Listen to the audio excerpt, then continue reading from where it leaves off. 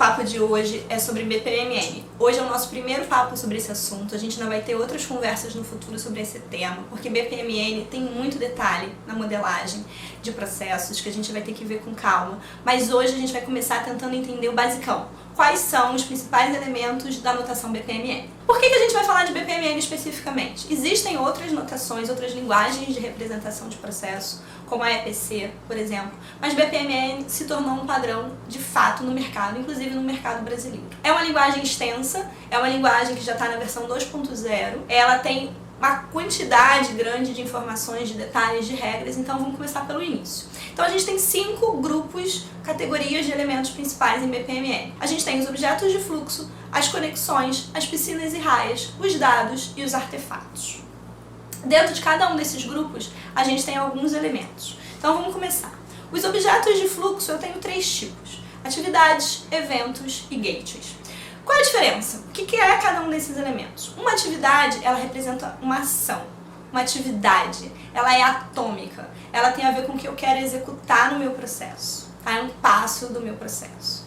Um evento, ele é diferente. Ele representa uma questão temporal. Ele representa um estado que eu atinjo no meu processo depois que eu executo uma determinada atividade. Então, os eventos, a gente tem que ter sempre esse raciocínio. A atividade, ela representa o quê? O evento, ele representa o quando. Essa é uma diferença que ajuda a gente a entender claramente. Tá?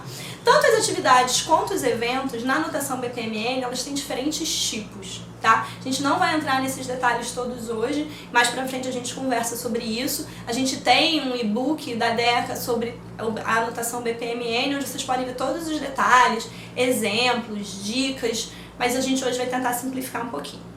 E, além das atividades e dos eventos, eu tenho os gateways. O que são os gateways? Os gateways são os pontos de tomada de decisão dentro de um processo.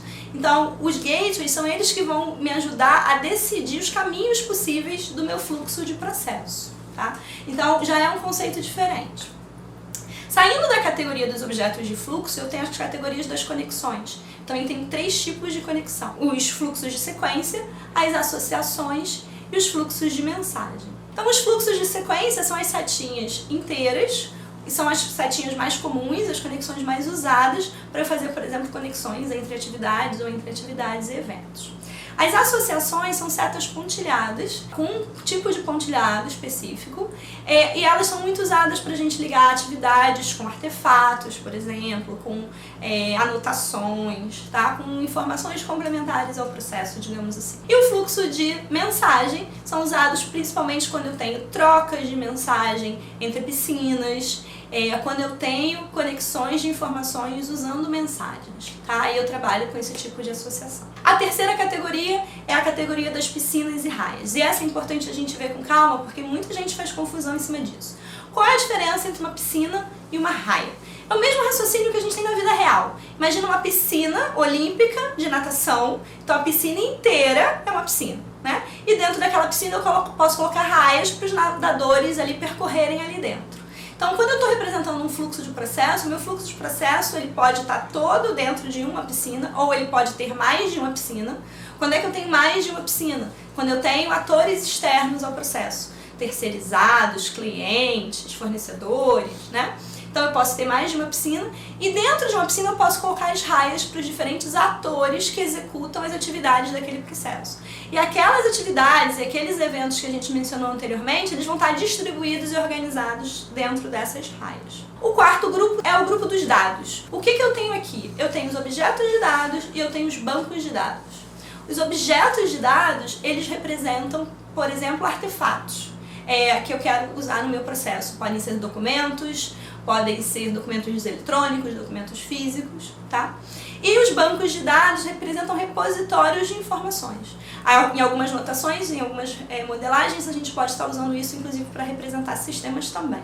E o quinto e último grupo é o grupo dos artefatos, propriamente dito. Aí eu tenho os elementos de grupo. O grupo é uma caixinha pontilhada que eu posso colocar em volta de qualquer quantidade de atividades, eventos e gateways quando eu quero agrupar coisas afins dentro do meu processo. Dentro do mesmo processo, às vezes eu tenho diferentes temas e eu quero mostrar esses diferentes temas. Isso é opcional, mas eu posso trabalhar com esse recurso. E por fim, eu tenho as anotações. As anotações também são opcionais quando eu quero colocar algum lembrete, alguma observação, alguma regra sobre o meu processo numa caixinha textual, tá? Então é isso, esses são os principais elementos. Para cada um deles eu tenho em alguns casos algumas variações, alguns tipos e principalmente muitas regras de uso. Mas isso fica para um próximo papo. Por enquanto, se você quiser mais dicas sobre essa modelagem com BPMN, dá uma olhadinha nos links que a gente colocou aqui embaixo dos nossos posts de blog ou baixa o e-book com o guia completo da anotação BPMN. Se você gostou desse vídeo, dá um like, compartilha com os BPM Friends. Se ficou alguma dúvida, quiser mais algum detalhe, pode comentar aqui embaixo que eu respondo ou me manda um inbox direto lá no Insta do Deca Consult, tá? É isso, até o próximo vídeo.